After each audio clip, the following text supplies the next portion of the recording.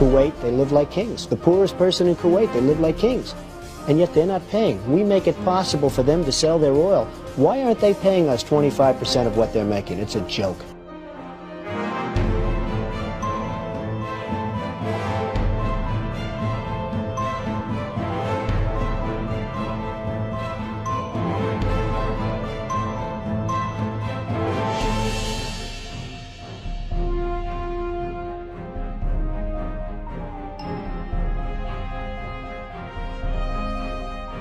Why didn't we say, we want 50% of your oil forever, or we're not letting you go back in?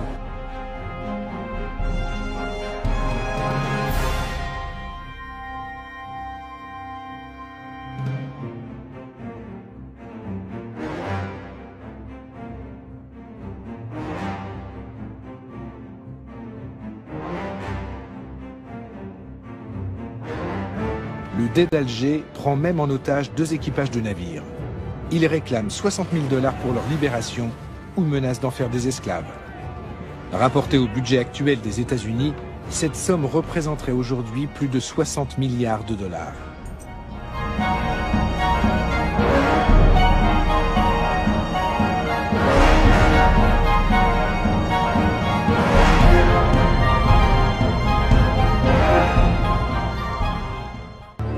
Nous les avons achetés. L'Amérique a conclu avec Alger un traité de paix. Un tribut de plusieurs millions de dollars qu'on leur verse, chaque année. Une somme de l'ordre de 20% des recettes de l'État. Il y a longtemps qu'on aurait dû investir cet argent dans des forces de frappe militaires puissantes. C'est bien vrai, ça. 20%, rendez-vous compte. On aurait pu régner sur les océans. De nos jours, il paraîtrait invraisemblable que les États-Unis se laissent dicter ainsi leur conduite. Mais même pour la jeune République, l'humiliation est cuisante.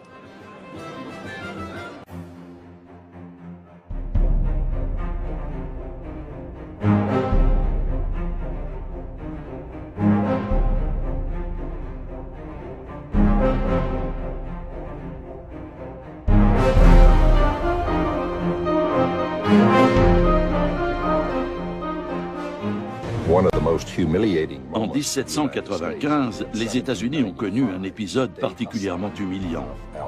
Le Dey Hassan, le régent d'Alger, a exigé que les Américains lui construisent un navire au lieu de lui verser un tribut en espèces sonnantes et trébuchantes. Il devait livrer à Alger une frégate d'une 40aine de canons doublée de cuivre. Le président George Washington a écrit qu'il en avait été extrêmement mortifié. Mais les États-Unis étaient faibles à cette époque, et le président a jugé que son pays n'avait pas d'autre choix que de s'exécuter. Il savait pourtant bien qu'avec ce navire de guerre, les Algériens captureraient de nouveaux vaisseaux marchands américains et européens. Les Américains sont piqués au vif par tant d'impertinence et décident de construire des navires encore plus rapides, conçus pour durer. En somme, meilleurs que ceux des corsaires. Les États-Unis veulent ainsi mettre fin aux conditions humiliantes du traité de paix et d'amitié qui les lie à Alger.